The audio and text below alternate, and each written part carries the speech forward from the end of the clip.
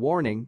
Contains spoilers for Prey. 2022 seconds. Prey ended many of the Predator franchise's pre-established standards that had been in place since 1987's Predator, saving the once mighty franchise.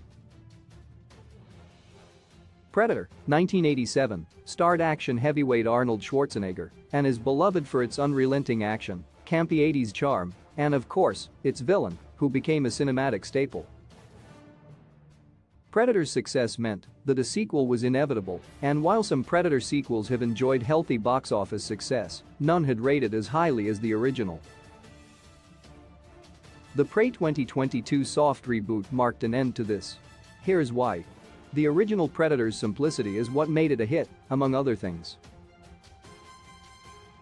The tale of highly trained soldiers against an advanced alien hunter is intriguing, and it's a setup that the film pays off well.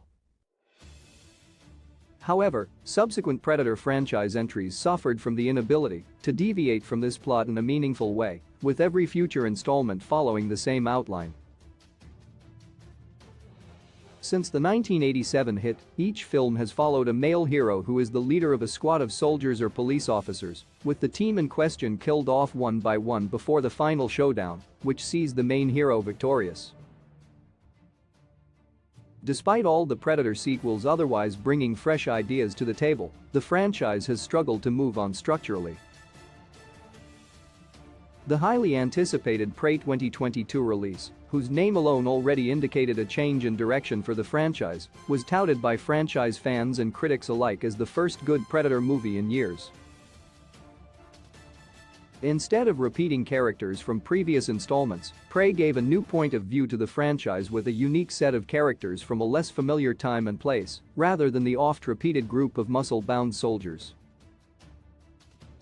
Set 300 years ago in Comanche territory, Prey heroine Naru, played by Amber Midthunder, is a Comanche hunter trying to protect her tribe from a feral predator stalking the Great Northern Plains in 1719. It was the first time an actress has led a Predator film, excluding Alien vs Predator, which followed Sanaa Lathan as Alexa Woods, bringing in a much-needed change for a franchise whose last three leads tried unsuccessfully to emulate the hulking, testosterone-driven characters of the original. Amber Midthunder's Naru fighting the Predator was a crucial change, presenting a warrior who knew her surroundings but had a different fighting style, backstory, and motivations. How the movie's new setting works in Prey's favor. While Prey's forest setting isn't a new idea for the franchise, the time period of the Prey 2022 soft Predator reboot is. Predator 2 established that the Predators have a long history with humanity, but Prey is the first time that history is explored in a canon Predator timeline movie. Prey's prequel setting also raises the stakes for Naru in terms of weaponry. The feral Predator in Prey may not have the plasma cannon of other Predator movies, but it still has advanced alien gear including a laser-guided bolt thrower. Naru is armed only with a bow, a stone axe inherited from her father, and her knowledge of the territory. As a result, the Comanche hunter facing the feral Predator with period-accurate weaponry introduced an intriguing problem for the hero. Whereas all main human Predator characters have previously been armed to the teeth, Naru in Prey had a lot less by way of technology to help her win. However, the name Prey may alternatively have hinted toward the inexperienced Predator entering the lands of the Comanche. Though technologically inferior, the Comanche know the world around them and outnumber the alien invader, which in the end created an almost even matchup. With its new setting, Prey managed to inject life into the increasingly stale Predator property. Predator sequels had focused too much on building lore and too little on creating new and inspiring stories that follow unique heroes. Prey broke away from this, and it already seems to have spelled success for its future.